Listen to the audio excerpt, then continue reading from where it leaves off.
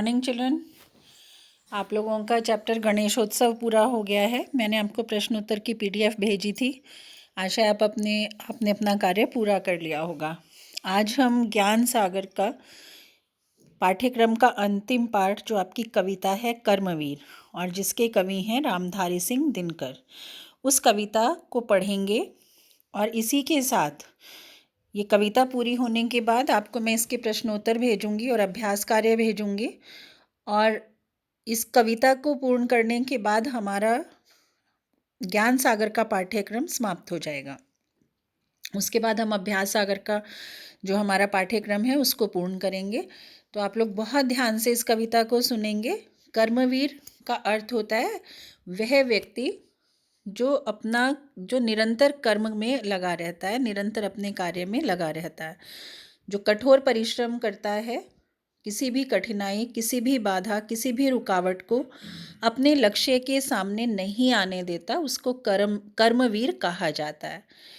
ऐसे व्यक्ति जो होते हैं वो किसी भी विपत्ति से नहीं घबराते, किसी भी रुकावट से नहीं घबराते, और यहाँ तक कि यदि उन्हें लगता है कि रास्ते में कोई रुकावट आने वाली है तो वो आगे बढ़कर पहले से ही उसका अनुमान लगाकर आगे बढ़कर उसे दूर करने का प्रयास करते हैं। क्योंकि कवि ने ऐसा इसलिए भी कहा है कि जो कर्मवीर व्यक्ति होते हैं वो हमेशा विपत्तियों का स्वागत करने के लिए भी तत्पर रहते हैं, अर्थात वो घबराते नहीं हैं। केवल कायर व्यक्ति जो है वो मुसीबत को देखकर डर जाते हैं, क्योंकि वो समझ ही नहीं पाते हैं कि वो क्या करें। जबकि जो वीर व्यक्ति होते हैं वो सदैव विपत्ति के सामने, कठिनाइयों के सामने, बाधाओं के सामने, मुसीबतों के सामने एक चट्टान की भांति खड़े हो जाते हैं और उसका डटकर सामना करते हैं और उसको हरा देते हैं। और उन्होंने मनुष्य की इस शक्ति को उसकी बहुत बड़ी विशेषता भी कहा है, क्योंकि मनुष्य अद्भुत गुणों का, अलौकिक गुणों का स्वामी है। उसके अंदर इतने महान गुण उसके अंदर हैं। उन गुणों का विकास करके, उन गुणों की सहायता से वो अपने लक्ष्य को प्राप्त कर सकता है। और हम अपने दैनिक जीवन में भी देखते हैं कि ये मनुष्य की बुद्धि की ही शक्ति है कि उसने इतने बड़े बड़े आविष्कार किए हैं। यदि हम मनुष्य के इतिहास पर दृष्टि डालें तो प्रारंभ से लेकर अब तक मनुष्य ने इतना विकास किया है। आप लोगों ने एसएसटी में जो है वो अर्ली मैन भी पढ़ा है, तो मनुष्य कैसी स्थिति में था और आज मनुष्य सभ्यता के शिखर तक पहुंच चुका है।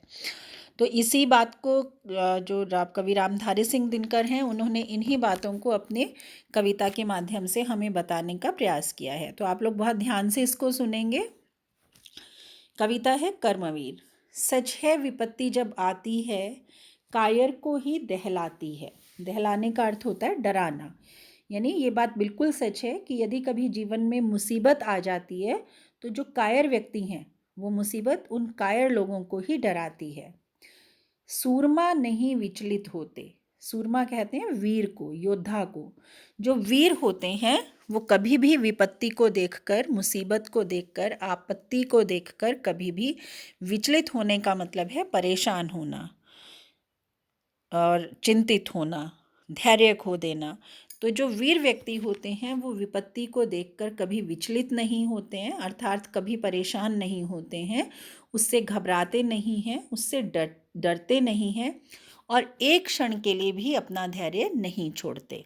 धैर्य ना छोड़ने का अर्थ क्या होता है? धैर्य धारण करने का अर्थ क्या होता है कि अपने मन को शांत रखकर उस विपत्ति से निपटने का, उस विपत्ति को दूर करने का उपाय सोचते हैं। क्योंकि जब व्यक्ति घबरा जाता है तो क्या होता है, उसका मस्तिष्क जो है वो पूरी तरह से, ठीक तरह से नहीं सोच पाता और विपत्ति से निपटने में उसकी सहायता नहीं कर पाता।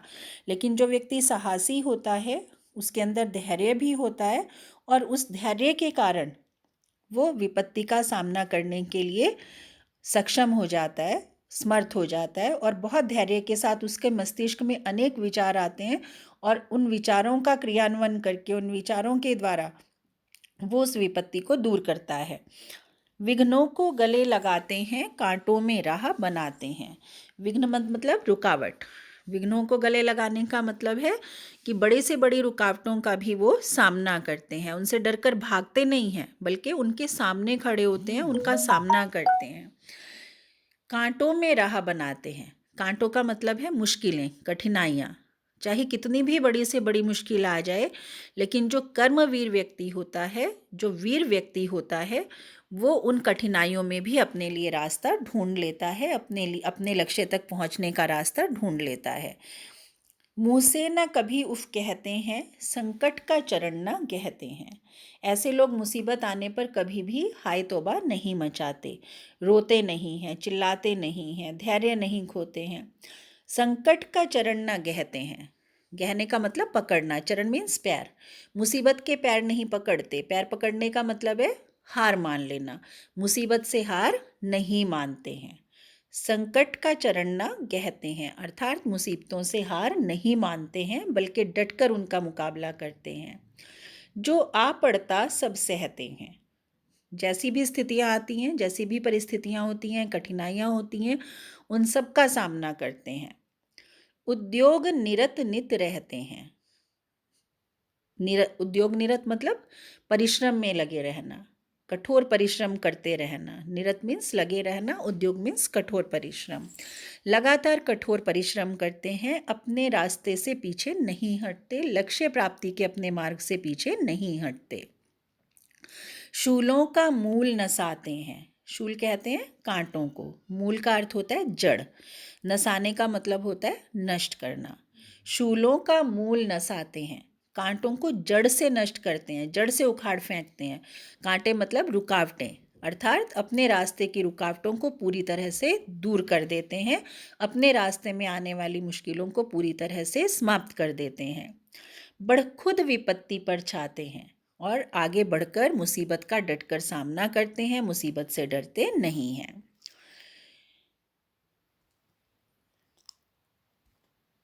है कौन विघ्न ऐसा जग में, टिक सके आदमी के मग में।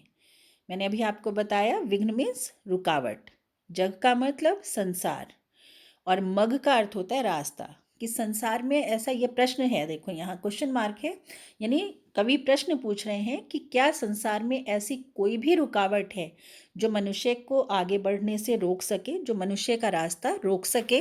अर्थात कोई भी रुकावट ऐसी नहीं है जो मनुष्य को उसके लक्ष्य तक पहुँचने से रोक सके। यदि मनुष्य अपने मन में ठान ले तो वो अपने लक्ष्य तक पहुँच सकता है।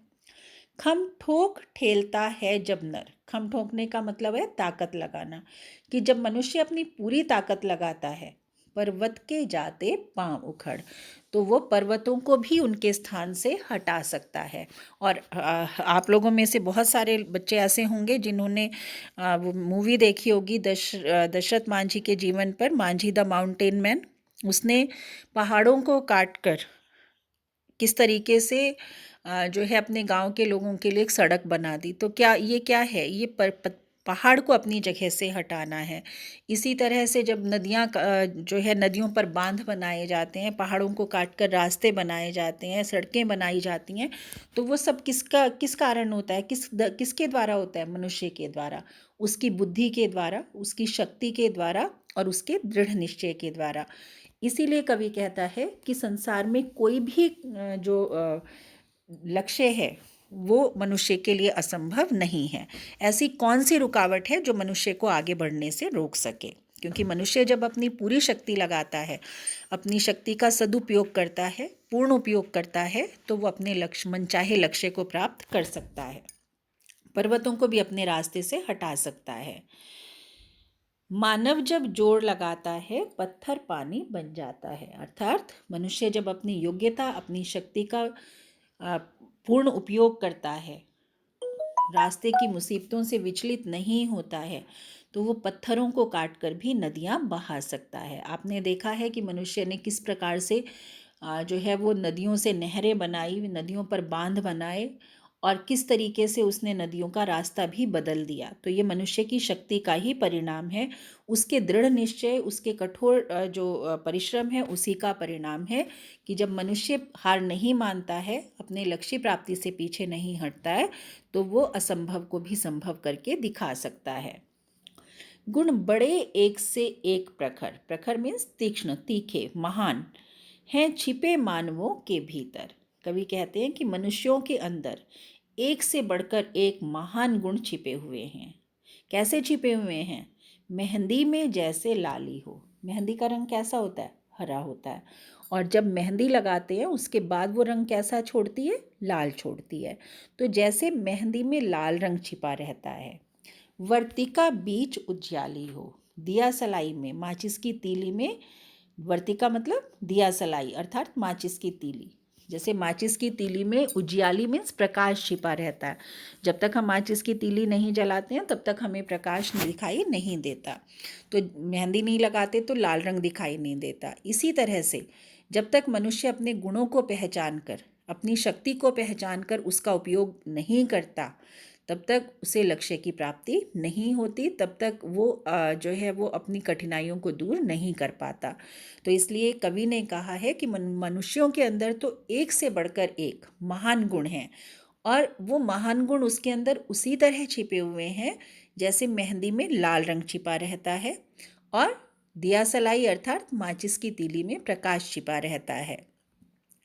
बत्ती जो नहीं जलाता है रोशनी नहीं वह पाता है।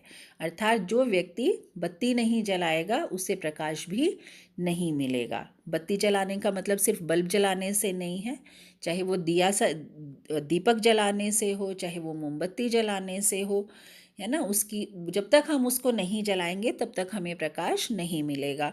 अर्थात जीवन में जो व्यक्ति कठोर परिश्रम नहीं करेगा, बाधाओं का, रुकावटों का, मुसीबतों का सामना नहीं करेगा, वो जीवन में कभी भी सफलता प्राप्त नहीं कर सकता है। और जो लोग ऐसा करते हैं कवि ने उन्हें ही कर्मवीर कहा है। तो बच्चों, आपको ये कविता अच्छी तरह से समझ में आ गई होगी। आपके जो कवि हैं वो रामधारी सिंह दिनकर हैं, और रामधारी सिंह दिनकर बहुत महान कवि थे, राष्ट्र कवि भी रहे वो हमारे देश के। तो आप लोग बहुत ध्यान से इस कविता को सुनेंगे। इसका जो मैंने भावार्थ समझाया है उसको आप एक बार में समझ में नहीं आया, दोबारा से समझेंगे, दोबारा सुनेंगे, तीसरी बार सुनेंगे, आपको निश्चित रूप से समझ में आ जाएगा।